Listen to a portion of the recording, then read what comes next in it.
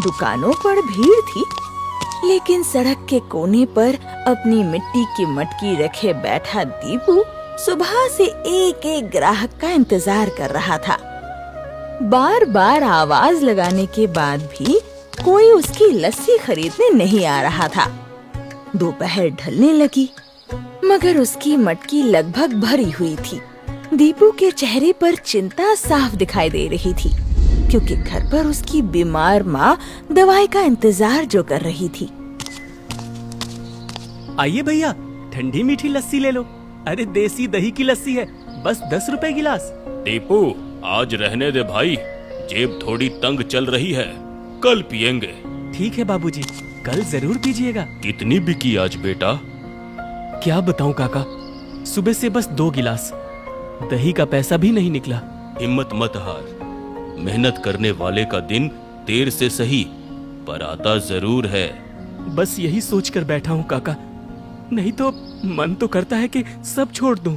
शाम तक दीपू की आधे से ज्यादा लस्सी नहीं बिकी थी। जेब में सिर्फ 12 रुपए थे। माँ की दवा, घर का राशन और अगले दिन की दही, कुछ भी इतने पैसों में संभव नहीं था। टूटा हुआ दीपू घर लौटते समय रास्ते के पुराने पीपल के पेड़ के नीचे बैठ गया। उसके दिल का दर्द आंसू बनकर बहने लगा। हे भगवान, मैं किस दरवाजे जाऊं? माँ की दवा के पैसे भी नहीं जुटा पाया। मैं सुबह से शाम तक मेहनत करता हूँ, फिर भी मेरी मटकी खाली क्यों नहीं होती? क्या गरीब आदमी के हिस्से में बस दुख ही लिखा है?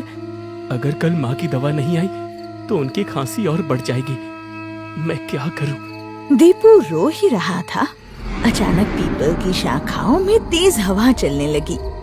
उसी समय ऊपर से एक लाल गुलाबी चमकता फूल टूटकर सीधा उसकी मटकी में जा गिरा।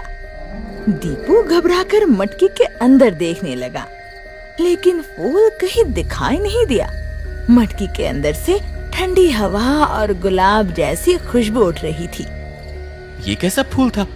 और मटकी ये इतनी ठंडी कैसे हो गई? छोड़ो, शायद मेरा वहम होगा। पहले घर चलूं। घर पहुंचते ही दीपू ने अपनी माँ को खांसते हुए पाया। सरस्वती कई दिनों से दवा के बिना तड़प रही थी। दीपू इतना परेशान था कि उसने मटकी को बस कमरे के कोने में रख दिया और माँ के पास बैठ गया। रात भर वो माँ की हालत देखकर घुटता रहा। आ गया बेटा, दवाई लाया मेरी? माँ,